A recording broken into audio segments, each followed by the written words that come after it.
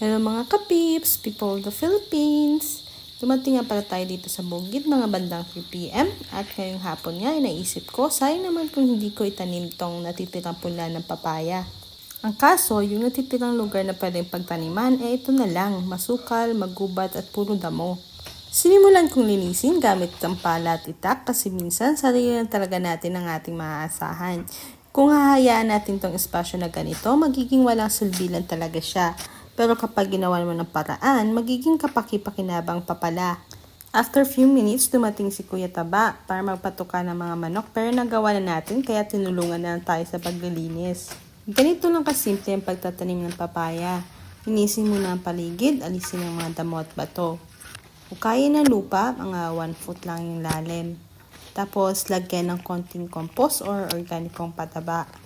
Tapos, ilagay yung punla, dahan-dahan lang, tapos tabunan ng lupa. At syempre, diligan agad para hindi ma-stress ang halaman. Simple lang, diba? Pero sa totoo lang, itong papaya na to parang buhay natin. Minsan, galing sa masukal na sitwasyon. Pero kapag pinaghirapan at inalagaan, unti-unti ring mamumunga. Sa buhay, hindi naman kailangan ng perfect na simula.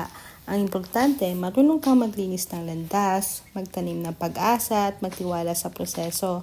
Dahil minsan, kung saan ka pinakanahirapan, doon ka rin pinakamalapit sa bunga ng tagumpay. Ang buhay, parang lupa lang yan. Kapag hindi mo binungkal, walang patutunguhan. Kaya kung may damo sa paligid mo, baka ikaw na mismo ang kailangang magpala. At tandaan, huwag puro reklamo. Baka mamaya, yung masukal na problema mo, yung pala magbibigay ng papaya sa almusal mo. Eto na yon, yung dating masukal na espasyo sa ating bukid ay ngayon na mag-aantay na lang tayo na mamunga yung ating papaya. Ganito rin tayo minsan, nagsisimula sa gulo, sa hirap, sa wala.